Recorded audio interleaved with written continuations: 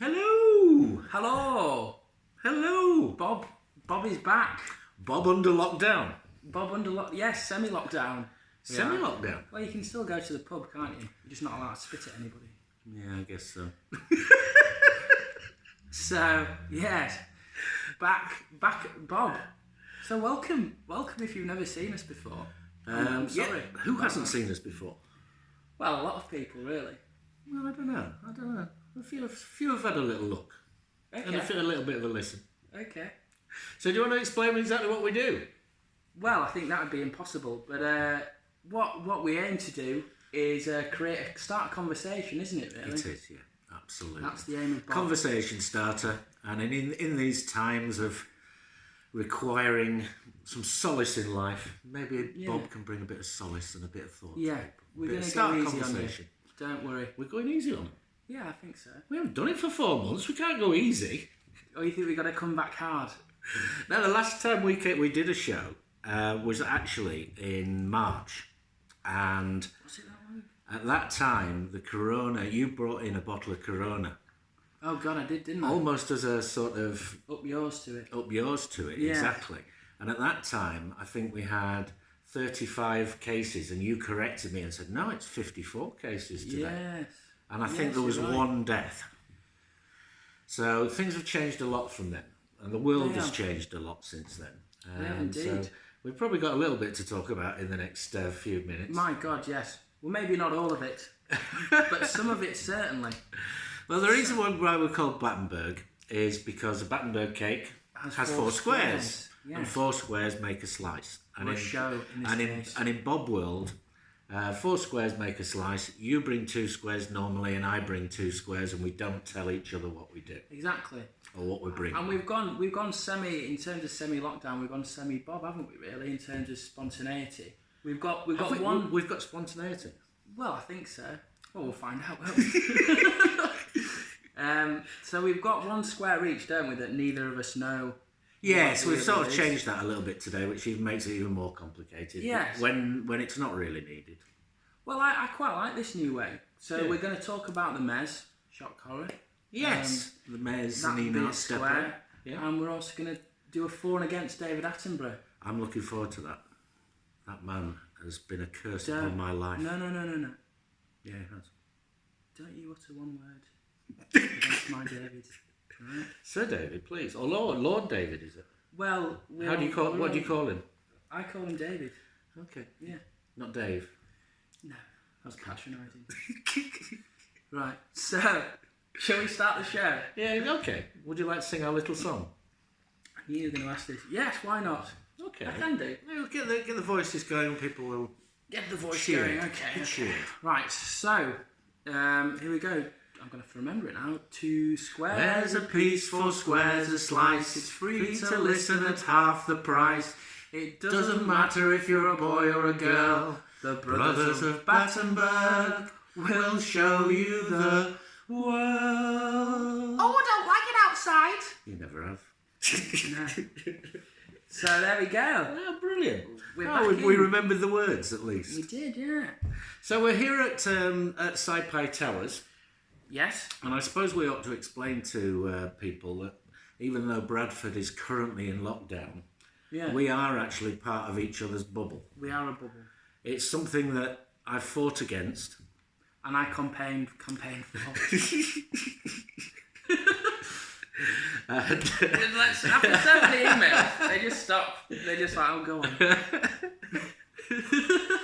Can't get away from him, to be quite honest with you, and nor would I want to. Oh. The most cheerful man in the last 4 or 5 months in Bradford, or possibly even West Yorkshire or the world. I'm disgustingly positive and cheerful. It's a habit of mine which I refuse to give up because I rather enjoy it. It's tiresome though. I know. I tiring. appreciate that for people that don't want to be as cheerful as me, it's rather annoying. Do you want to tell them what you've been doing?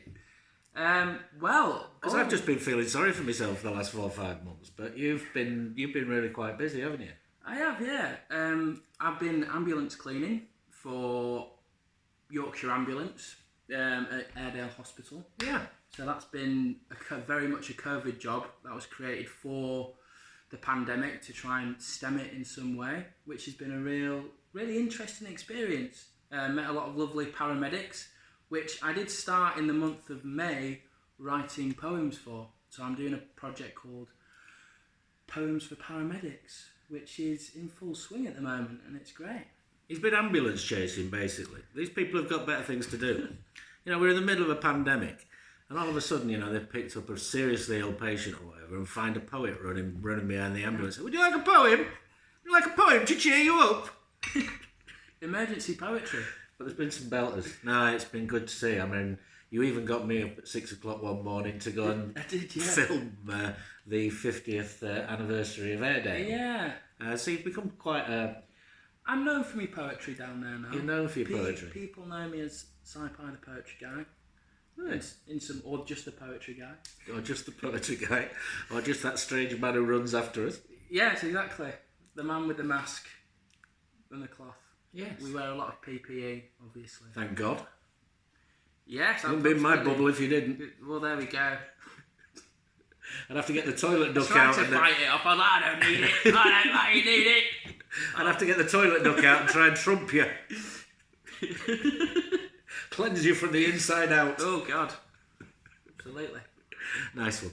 So, Sci-Fi the Poetry Guy. Yes. Would you like to start with the first square? Oh, okay. I'd like you to do that. Yeah. All right, okay. Well, if that's the case. All right, my first square is Ubuntu. What? Yes, Ubuntu. Ubuntu? Yes. Umbutu. If I was going to have a guess at spelling it, that would have been it. Yeah.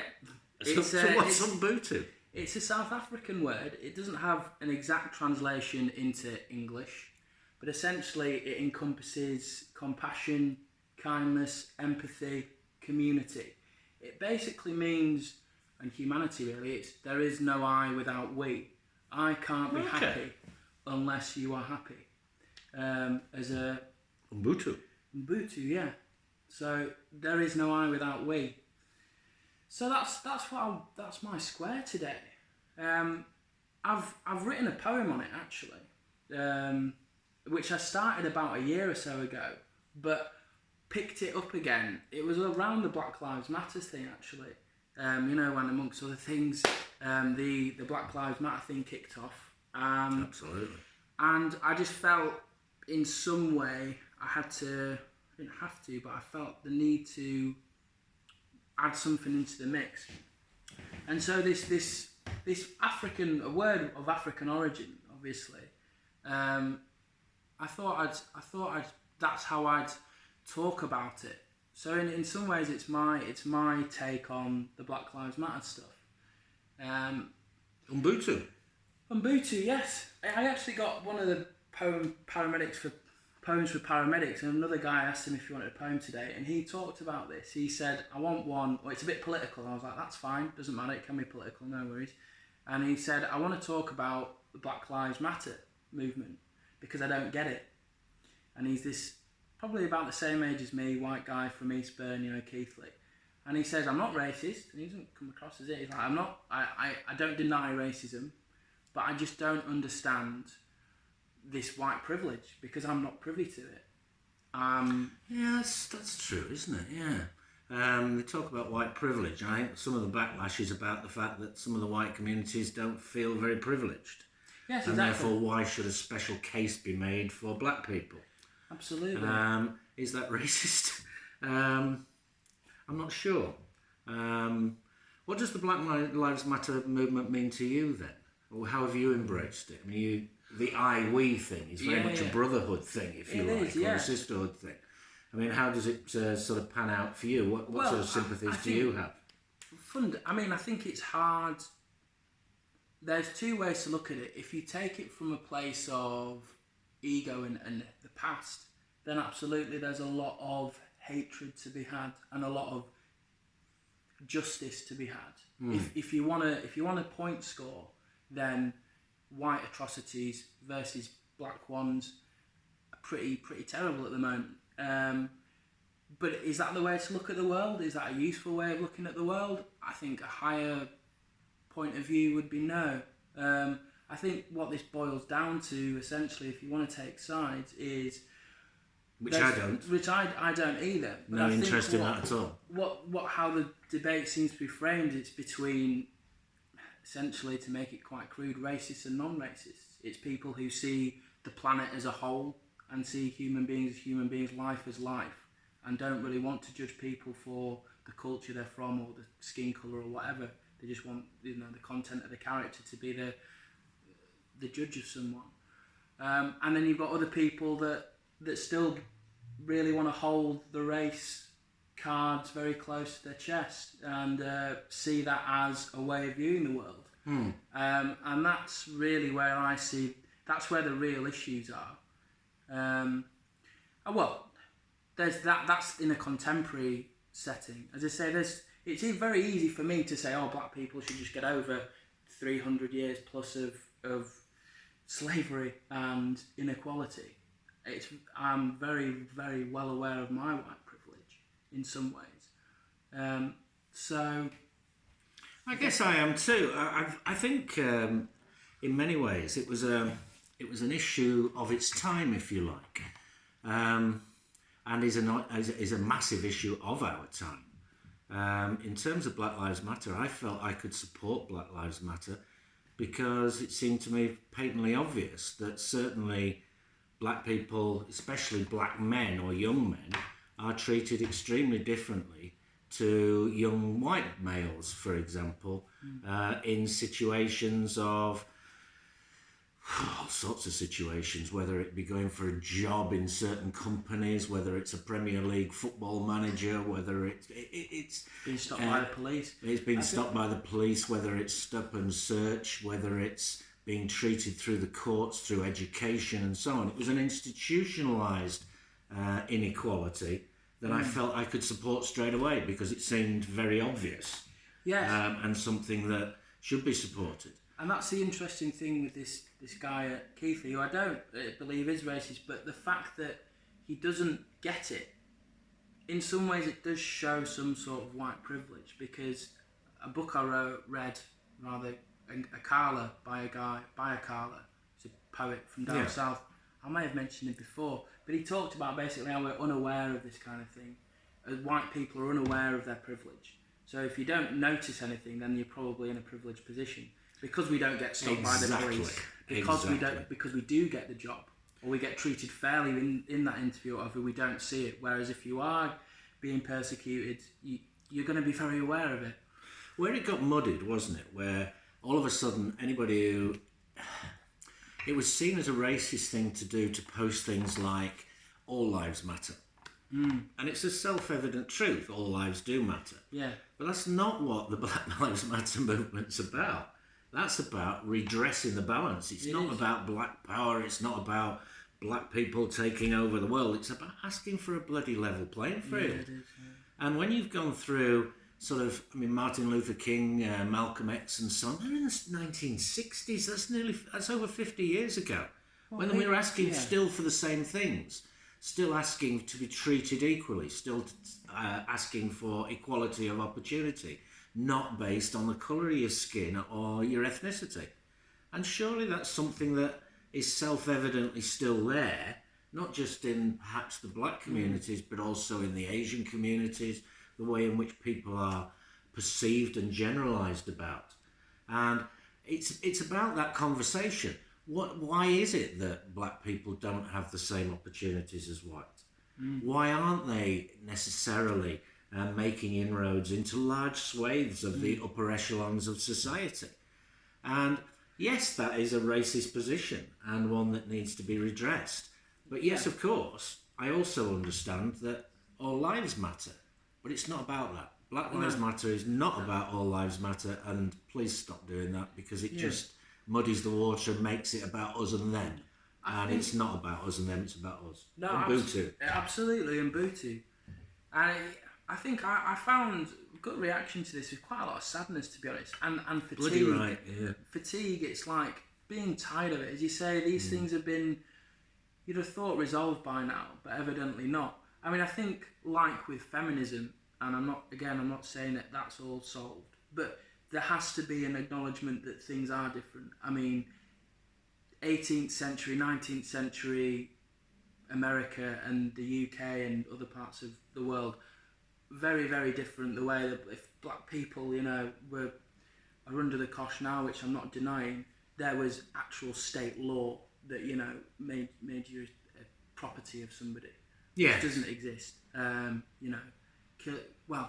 problem I was just about to say, killing a black person 200 years ago was a crime that wasn't a crime, but actually that's still quite true today, isn't it? Unfortunately, it seems. How much do you think it's about the way in which the media whips things up? How much do you think it's about the leadership of the world? On the grounds that the leadership of our world at the moment seems to be becoming more stridently nationalistic. And within that, whichever leader is in power seems to be very much for people who are very much like themselves. I'm obviously thinking about the orange-headed fool across the Atlantic, but it was also happening here in the UK and in many countries in the world.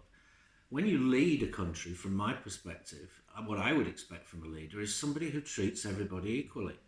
Somebody who isn't about making sure that their brother becomes a lord, or the supporters of who you are being given privileged positions. The strength of government and democracy is about diversity, surely. It's about bringing together all the views and taking everyone forward with you. Yes, and when you divide, that's a crazy thing to do. It doesn't work. It doesn't. But that's the world we're in at the moment. We're in an entrenched and a scared world in a lot of ways. People are scared, and therefore they don't. Having lots of different opinions, you have to be very secure in the place you are to take those opinions on board. Yeah. And I don't think the world's in that state at the moment. It's not. Unfortunately, I think it is, but it isn't ready for new ideas. It doesn't want that diversity because it's scared enough on the whole of what it's got to face. Yeah. So it's that dumbing down as well, though, isn't it? And the sort of brushing under the carpet of history, of the way things are, and almost blaming those who stand up and say, actually, this isn't right, this isn't fair, and blaming them for the situation. And that's a bit shitty, isn't it? I mean, if you've already got a situation where you don't have a level playing field, you don't have an equality in so many areas of your life, and then you finally stand up and say, this isn't right, and all of a sudden you're the problem. Yeah. That's wrong. I watched the Aretha Franklin. It was. I'm sure you meant to say Aretha. Did I? Aretha, rather. I think you said urethra. I think you'd been spending too much time near the hospital. Yeah, maybe. Yes, Aretha Franklin. Thank you. And it was basically just pure recordings of her doing. I think it was a best-selling album, and she sold a lot of albums. And she did it. She decided she was a big star by this point, but she decided to do it in her own gospel church at home in front of 200 people, all from the church.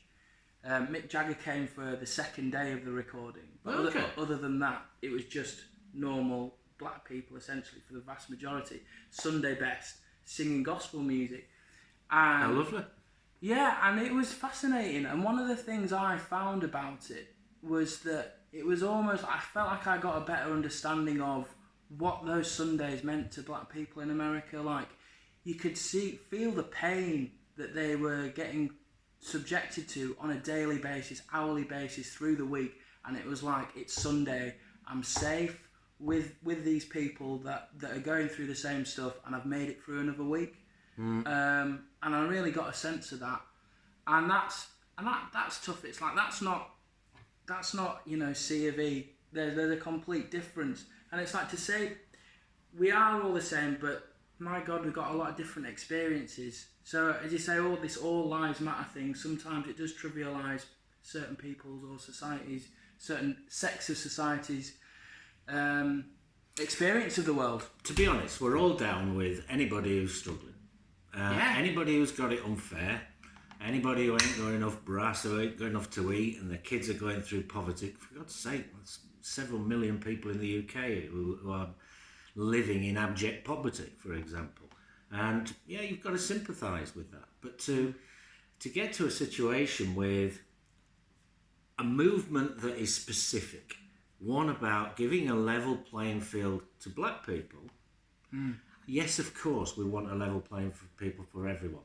But this is about bringing people up to a situation, not continually subjugating them through institutionalised racism. And the institutionalised racism exists, and it needs to stop. It's borderline invalidating, isn't it? That Yeah, it is.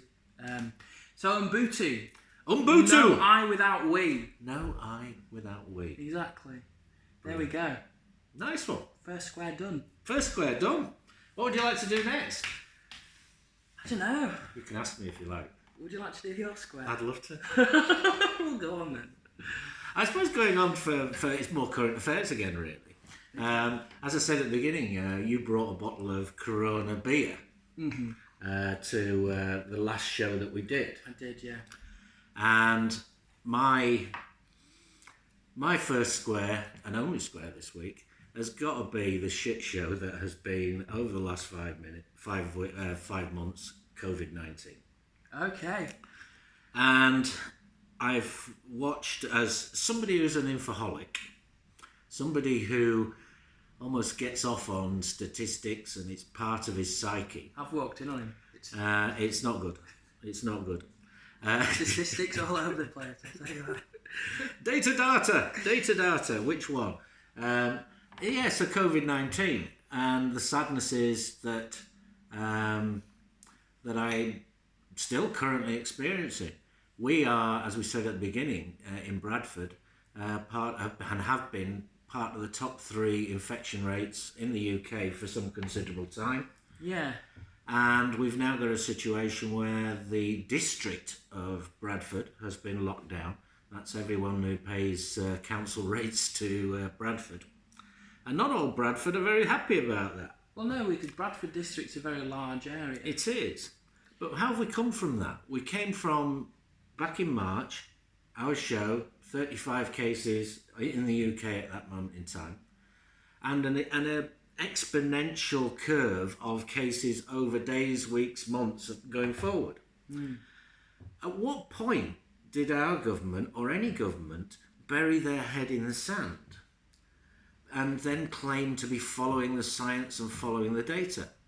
There was an absolute opportunity for the UK to be one of those countries, especially being an island nation, where we could have controlled this thing. And we're now coming up to the lower estimate of 50,000 deaths due to COVID-19. And when you look at that, and that's just in the UK.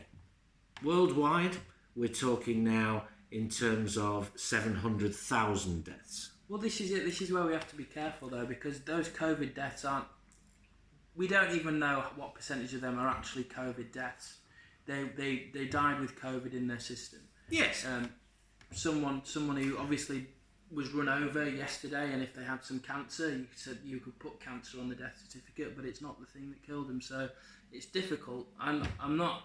That's just a point, essentially, for the sake of a point. Well, I think you can argue the pedantics of statistics left, right, and centre, and I often do. Well, with this which one, is a fault of mine. It's a particularly important one, isn't it? Though? The key underlying statistic, probably, that most people ought to realise is whatever you believe as to the terrible nature of COVID, I now know 4 people who have died with COVID on their death certificate. It's perhaps a generational thing, perhaps because I'm in my mid-20s and I'm in my late 50s, that next generation to me is one that perhaps is most at risk and most vulnerable to this, and therefore I'm bound to know more people. But there seems to be this lack of understanding that in addition to the 45,000, 46, 47,000 even deaths we've had in the UK that are attributable directly to COVID, we also have an excess deaths figure, which is now, over that 5 months, more than 100,000 people have died in the UK, excessively to what we would normally expect. Now, I know that a lot of those are not necessarily COVID cases, if you like. No. But it's been the way in which COVID has affected our health services, affected the populace who have had fears of going to hospitals, and have maybe contracted or died from other things as a result of that, perhaps of the narrow vision of dealing with COVID. But quite rightly, people don't seem to realise that COVID is a nasty. It's not something that, yes, most people get it as a sort of form of light flu or heavy cold or whatever, but there's a significant proportion of people who it kills or maims or creates severe difficulties within their systems. I know of a person who died of a heart attack who basically was younger than I was. Yeah. And when they did the post-mortem, it was the COVID that essentially he'd been suffering from for 10 days previously that essentially had affected his whole system in terms of his system's ability to cope. Yes, it affects people in different ways. I think that's the difficulty with it. He died of a heart attack, but yes, he's a COVID statistic. Yes, he is. I think that's the difficulty, that people, as you say, it affects some people, it's incredibly mild. Some people, it's either a feather or a bullet, isn't it, potentially, or something in between. And that is difficult to comprehend for people. I also understand the terribly difficult decisions that governments have to make about shutting down economies. My view is, if you're going to shut down an economy, do it fucking properly. We've never done a lockdown properly, have we, really? I mean, compared to the countries that are largely COVID-free now, and also who've had a control over this for a large period. I mean, people often talk about countries like New Zealand in this. We're still in a situation in the UK where we're still playing at it. All this palaver and stupidity over flights. There have been up to nearly 20 million people who've come in and out of the UK on flights from elsewhere in the world with zero testing in the last 5 months. Yeah, that's playing at lockdown. That's about, I know it's about this difficulty between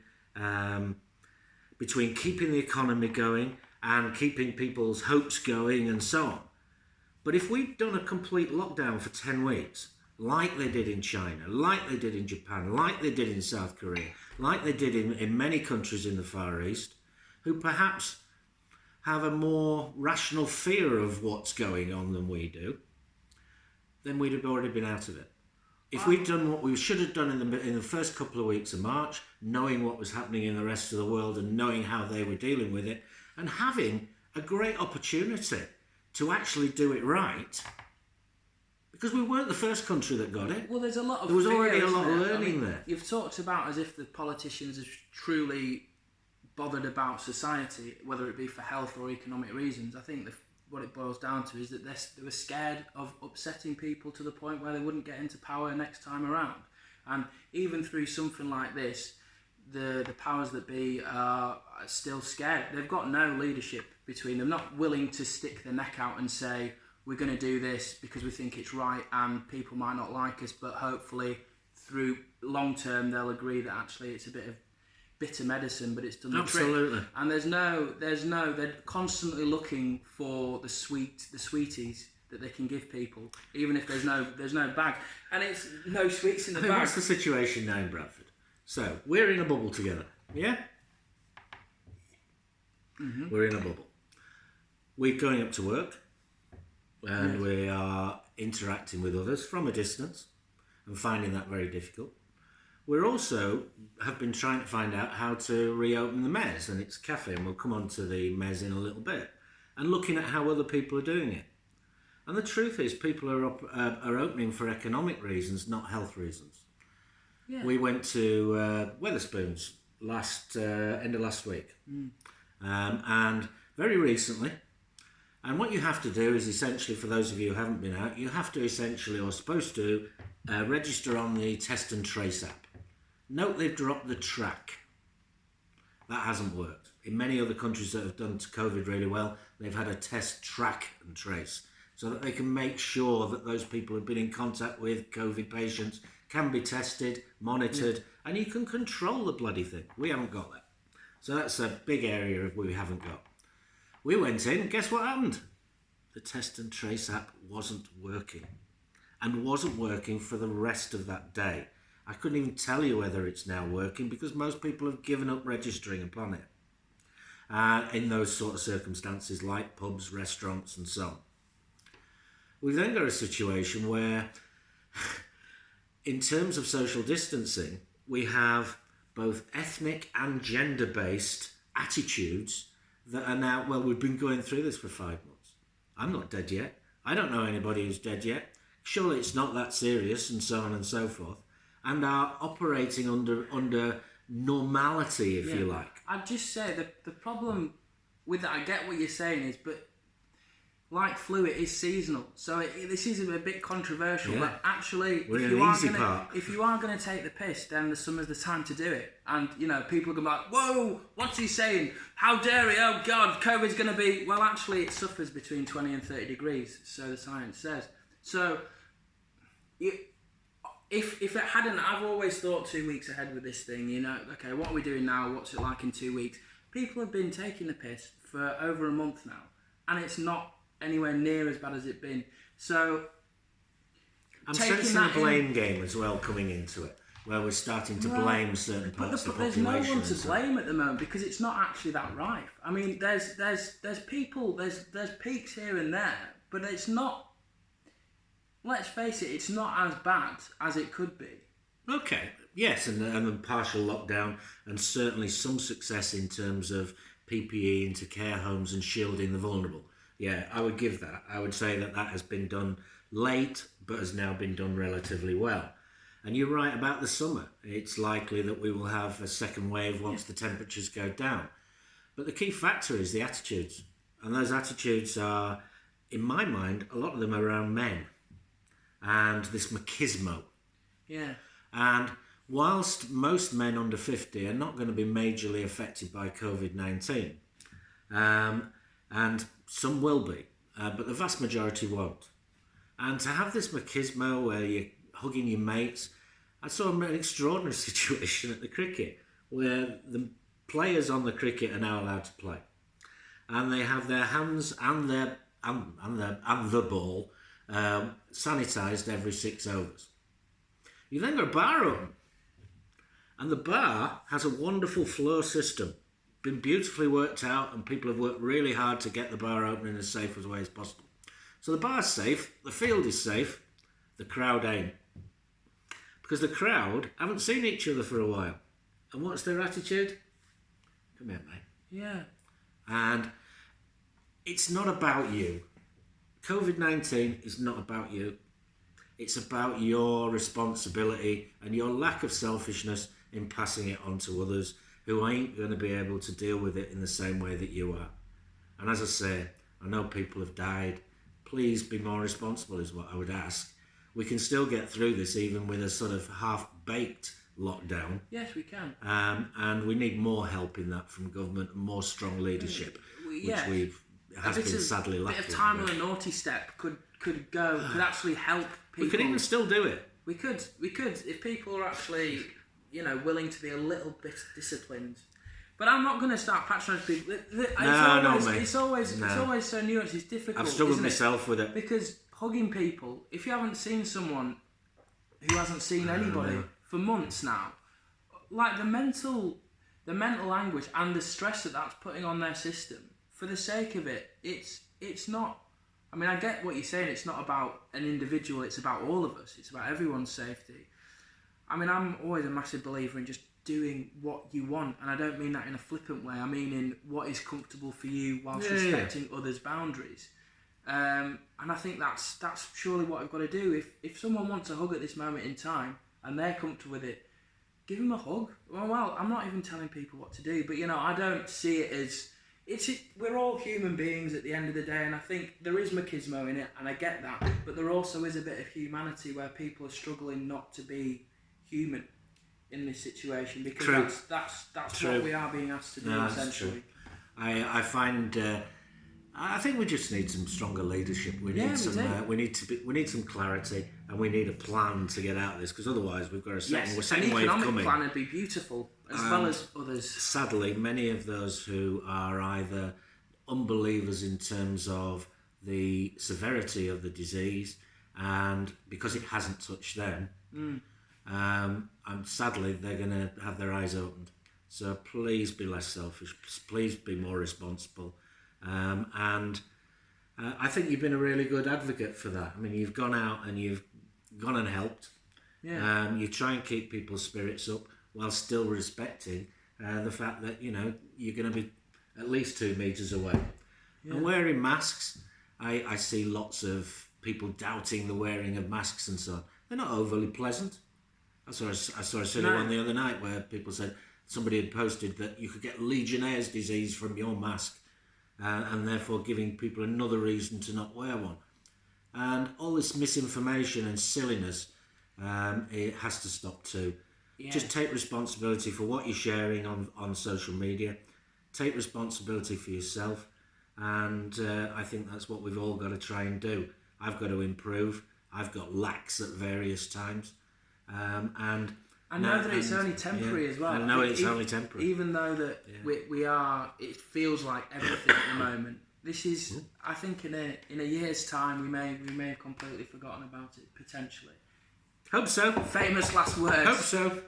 Watching about Spanish flu, maybe and not. Great condolences to anybody who has lost anybody Absolutely. due to this. And I know that many of those people are now getting increasingly angry by the almost brushing under the carpet of this. And it is about being responsible. So please be responsible, bobbers. And for people who've lost their jobs as well or in financial difficulty, hold on. You'll be all right. We'll be all right.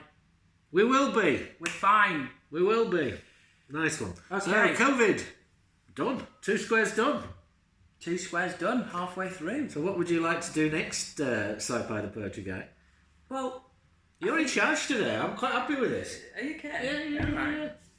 I reckon David Attenborough, for and against. For those of you who haven't seen Bob before, we occasionally have a sort of mock argument, if you like. This one's a serious where one. One of us takes a point of view or based on generally a thing or a person. Yes. And it would seem to be a great advocate of Sir David Attenborough, Lord Attenborough. I am. Sir Lord whereas Attenborough. I've got a fairly low opinion of the guy, to be honest. He thinks he does. So, but he's actually, so why is Sir David Attenborough it's led. This wonderful chap? Well, why is he? Notes. I've got notes as well. What's this guy? So come on then, Sir David Attenborough. Yeah. You brought this. I did. I'm getting my notes ready. Right, Sir David. Okay. Yeah. Hang on, here we go. Right, so let's get this I right. can't put my notes in front of you, otherwise you'll see him. Let's get this right. He's got an amazing voice. He does have a beautiful voice. He's essentially taught the world about wildlife. How can you say he's taught the world about wildlife? Go on. Yeah, I'm not going to jump in yet. No, I know you're going to start shifting the sands and all that in a second, and pioneer of television as well. He's a pioneer of television. He was, yeah. A pioneer? Yeah, the television programme. Yes, he started it. So I've actually pioneered a television programme. I'm gonna come clean about this. I've actually wrote him a little love thing because this is my time for David. Go on. So if you don't mind, I'm just gonna focus on the camera here. Oh, you just want me to push me out from here? Just for a second. So, oh yes, and I forgot to mention. I've gone out shot, by the way. This is all yours now. Right. Well, there are two. I'll tell you what. There are two. Since I've got the limelight, this is great. Finally, we've got two. There are two opinions of David Attenborough. Basically, one is I would love him to tell me a bedtime story, or the other one is I'd love him to Roger me blind.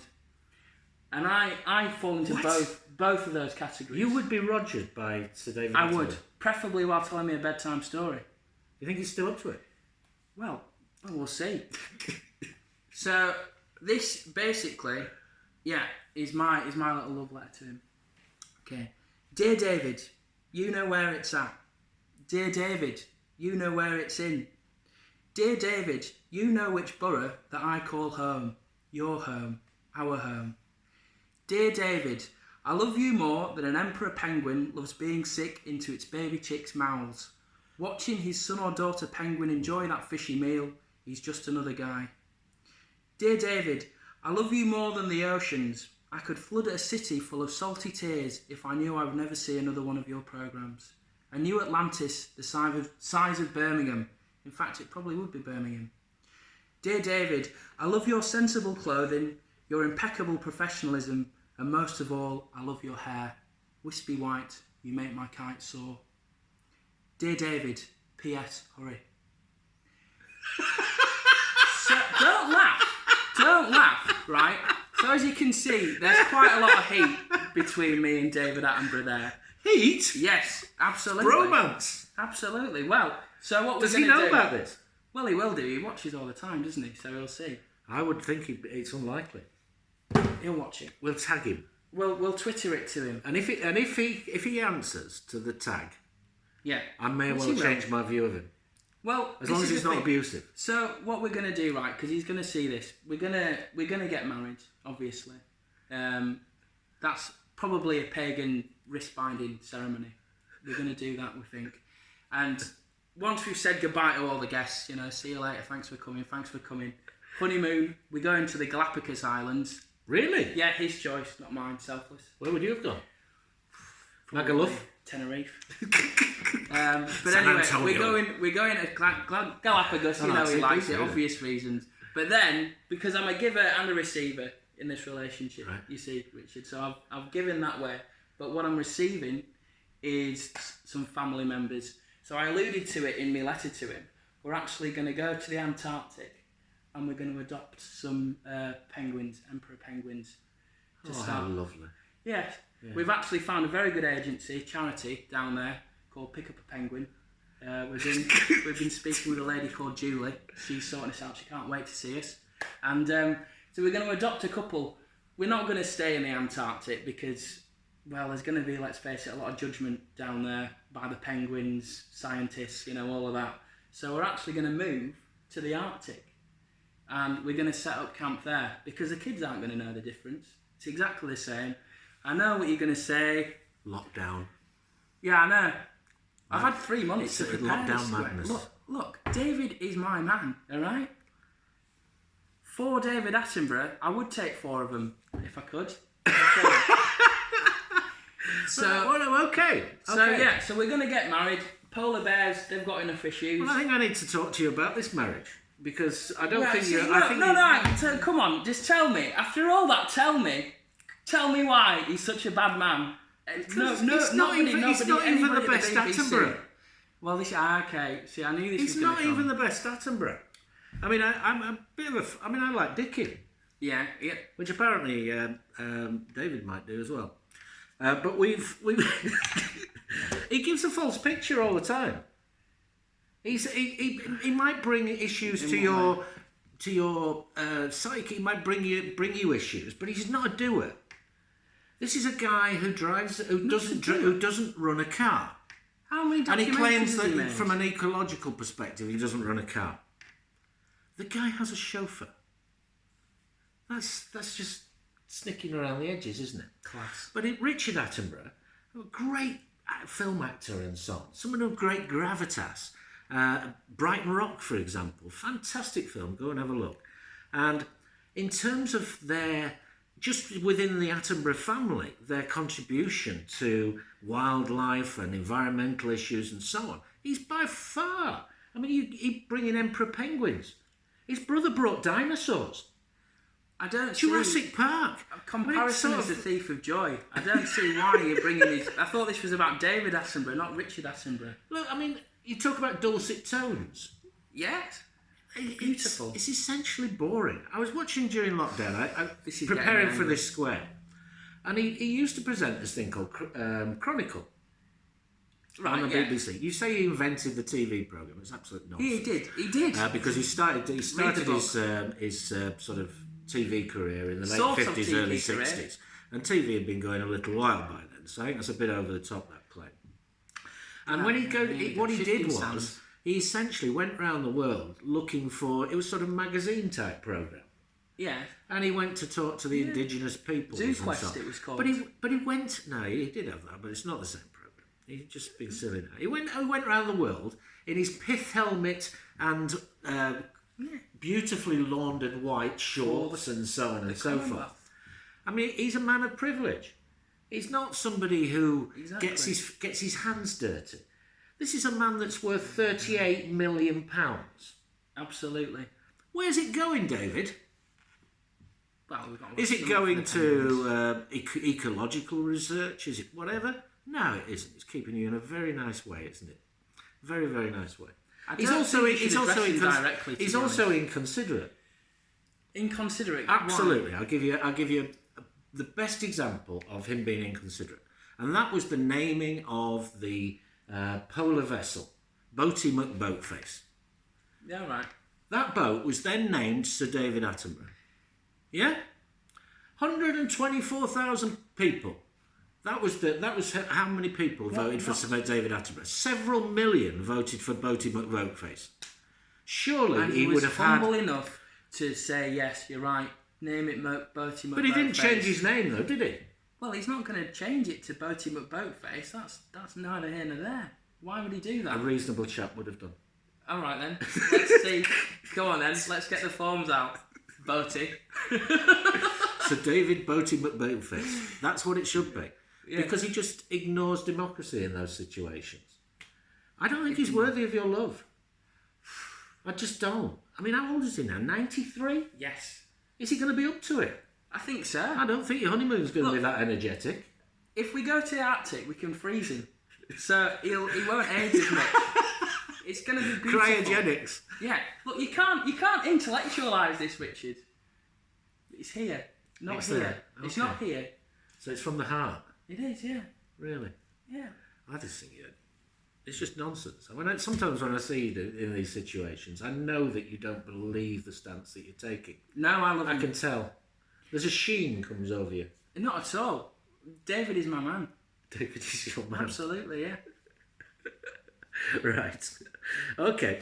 I think, in a serious way, that David, on occasions, has been alarmist for his own gratification. What are you getting serious for? So you're taking it personal now? Yeah. This is the level. As I say, this is a guy with a net worth of nearly 40 million quid. About. You don't actually think that Richard Attenborough's any good, and you hate the fact that you share his name. Great Escape was a good film, Richard. You know, you don't. It's a good film. I can't see. He's done a lot of good things. You're not inferior anyway. I don't know. I may be going against the course of the thoughts and feelings of a nation, but I think he's overrated. I think he was good at being an administrator. An administrator. He was head of BBC Two. He's been involved he in founded TV. BBC Two essentially. He was there from the very start. You're over-egging the pudding again. He was controller of BBC Two. From the beginning. He's not a national treasure. Who knows him really? I mean, the truth is, Si is trying to obviously woo. He's already Lord Dave. Look, we're meant to be, alright? Is he already married? I have no idea. Doesn't matter, does it? What are his proclivities? Well, we'll find out. I like a bit of mystery. You like a bit of mystery? Yeah. So you're going to pick up a David... Pick up a penguin, yeah. Pick up a Dave. Pick up a Dave, yeah. Well, I'll have to carry him most of the time, probably. I must have another point here, I'm sure I have. There's none to be had.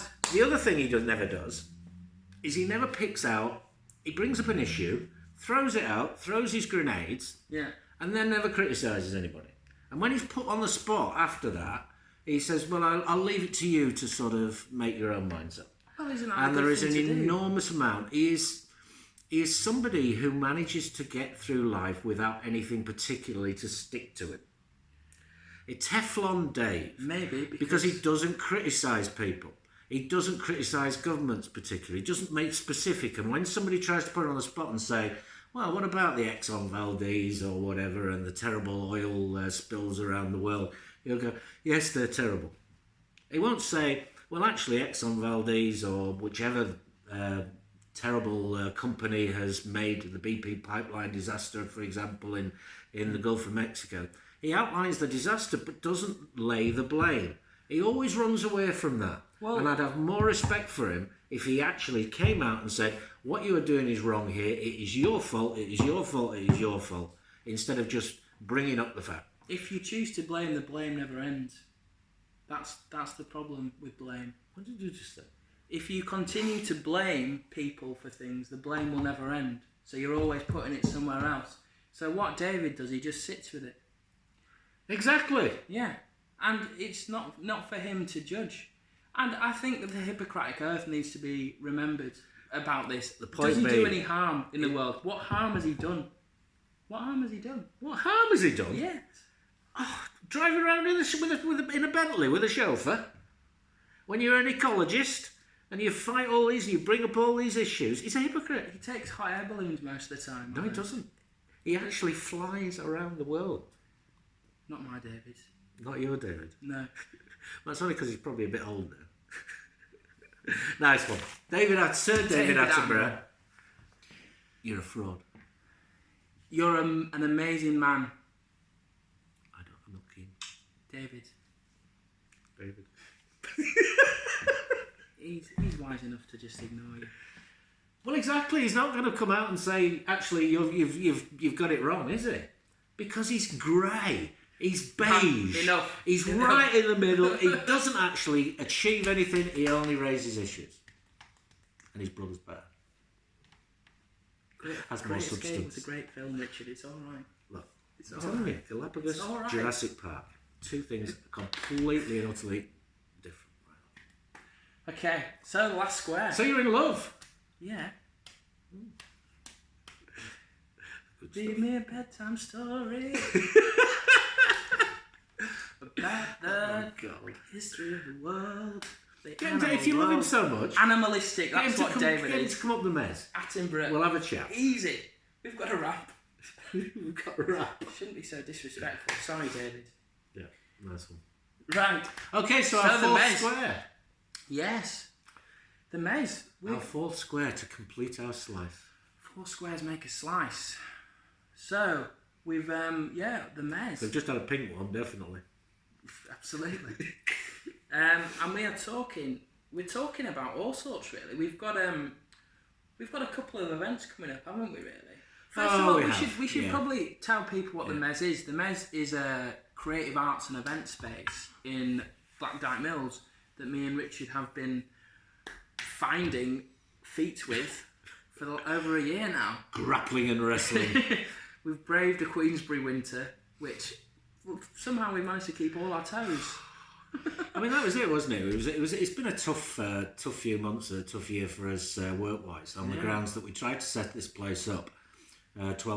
Between 10 and 12,000 square feet of mill space that was essentially derelict when we went in. No electric, no water, no toilets, no door. We didn't even have a door. We didn't even have a door.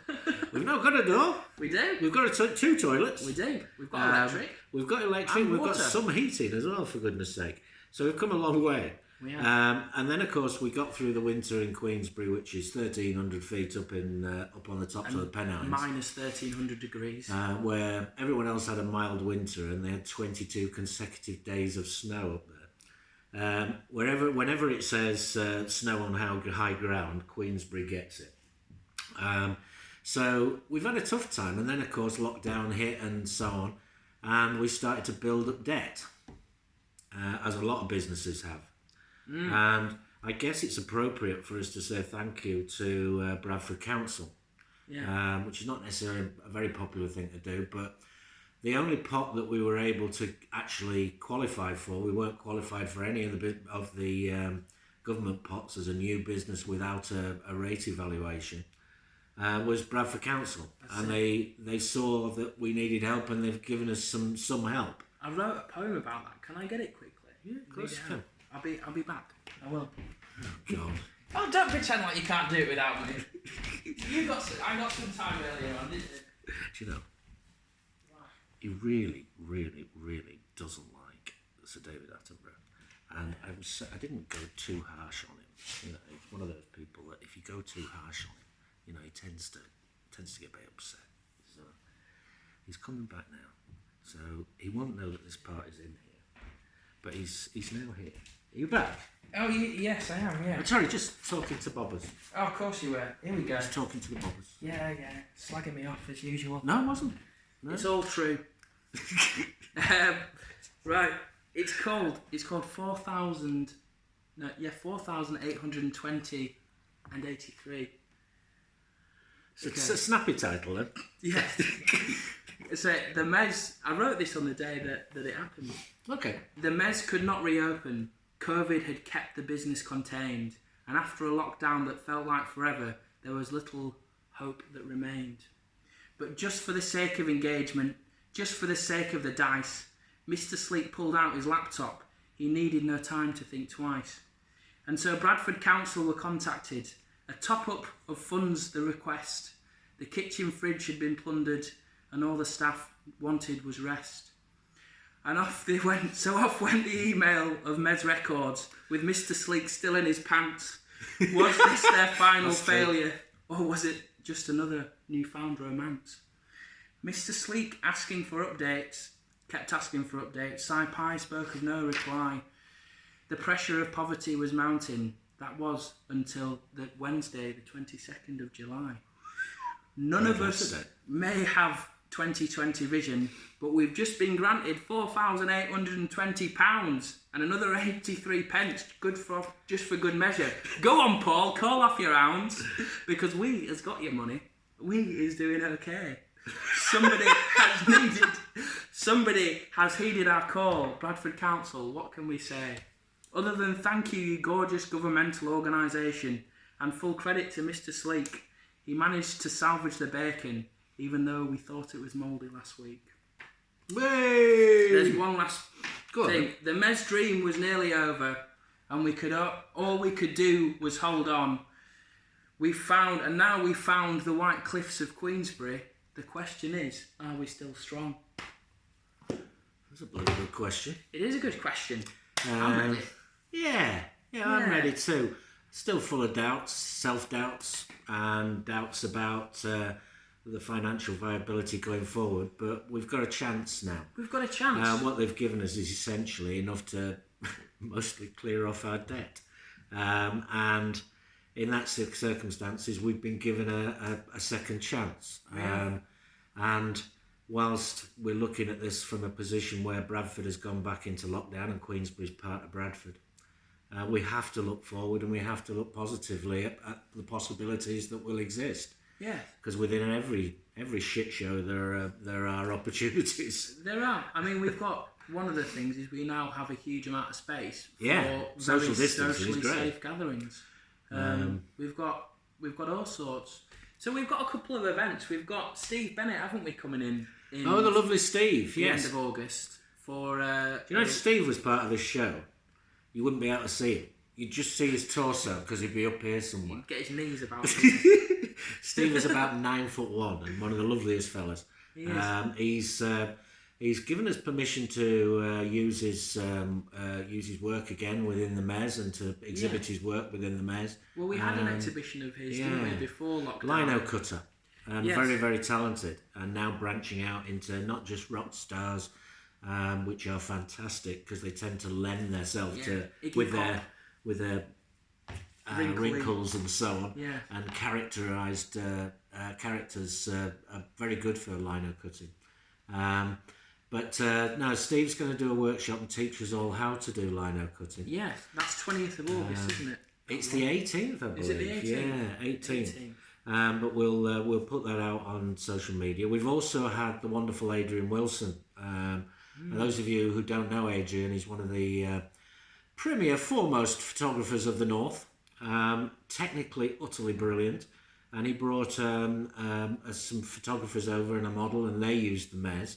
Yes. And that's going to go. They've now given us permission to use those shots. So I suppose that will be the sort of starting point as trying to encourage people to use the Mez. We reckon we've worked out a safe way to do it. Yeah. But we need people to come together and support us, and we'll support them into doing whatever creative they want to do. So we're available for workshops, aren't we? What I'm saying, artists to do workshops there, pre-booking. Yeah. And it's hard to talk about events at this time, but if people with an eye to the future want to check out a new venue in Bradford that is crazy space, mill space, then we're there to facilitate that. To facilitate events. We are indeed. Yes, it seems, as I say, bizarre talking about it this juncture. But hey ho, we've got to look to the future. It's not always going to be COVID time. Absolutely, and other things that we've potentially got coming forward. We'd like, although it's still in the planning stage, we'd like Phil Sheridan at Hunt on Tai Chi to start classes, and we'd sort of agreed that it were a good idea when he came to see us prior to lockdown. And hopefully we can. But he's also he's been writing poetry during lockdown, so he's going to have a launch. We've got a Jax. Yes, we've got a Jax, a hip hop artist, I believe, from Wakefield, who was going to launch his album with us. And he's going to come back. We want to do open mics eventually, folk club. We'd love to have them back. Absolutely. At some point, maybe private events. We don't know exactly how it'd work, but we can. We have got loads of space. So. And we've also done some work to the space as well while lockdown has been off. We had a gold room that people looked and went, is that gold? Yes. Or is it orange? And it's now very much gold. So that's really positive. Yeah. I've been singing Spandau Ballet for some time now. Yeah. And we've also got a lot of battening up now so that we can hang paintings properly and hang artwork. Yeah, we've got a bar. We've got a bar. Kitchen. But what we'd also very much like, not just the people of Queensbury or Bradford or wherever, this traumatic period from March through to August has brought out the best in people and the worst in people.